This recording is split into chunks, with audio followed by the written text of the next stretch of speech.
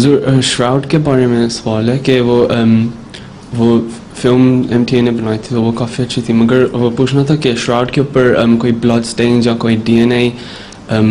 है उसके ऊपर, जो अगर आप ब्लड स्टेन्स तो हैं, और वो जो उन्होंने टेस्ट ये किया है, मैं बता रहा हूँ ना, स्पेन वाला जो रुमाल है उसके जो ब्लड के सैंपल टेस्ट किए हैं, उनका ख्याल है वही है जो उस श्राउड के ऊपर है, इसलिए वो एक आदमी का है। बाकी DNA टेस्ट के मतलब में अगर किसी ये पता लगे किस शख्स का है, वो तो उस वक्त तक नहीं पता लग सकता जब तक हज़रत ईसा की कब्र खोल के तो वहाँ से ना कुछ निकाला जाए, हैं,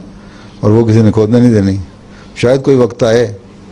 लेकिन अब तो उन्होंने उसको देखने से ही मना कर दिया है, जब से फिल्में बननी शुरू हुई हैं और सवाल उठने शुरू हुए हैं और बहस शुरू हो गई है कि आया ये ईसा की कब्र है किसकी है, उन्होंने फॉरेनर्स के लिए वहाँ जाना ही बंद कर दिया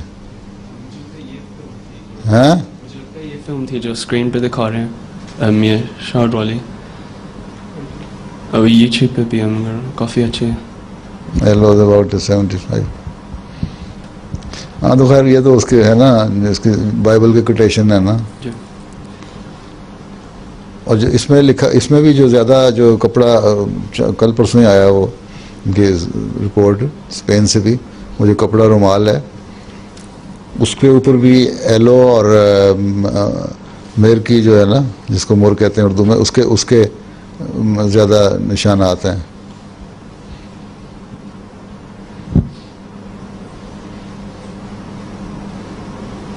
sudden flow of blood and water. अब ये जिंदा आदमी में होता है, कोई मुर्दा आदमी में से नहीं निकल सकता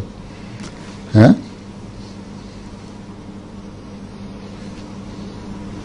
और ये जो निशान है, ये असल में जब आग लगी थी एक जगह जहाँ रखा हुआ था चर्च में, तो वहाँ जो उसके जो मेटल के या ब्रास के कुछ ऊपर थे कील और कुछ वो मेल्ट हो गए, जो पिघले के नीचे आए हैं ना, तो वो उसको सुराख कर गए कपड़े में, उसकी वजह से वो निशानबाज नज़र आ जाते हैं। लेकिन ये है, उसके बाद हाथ में रखे गए बांध के, जब उनको सारी ट्रीटमेंट हो रही थी।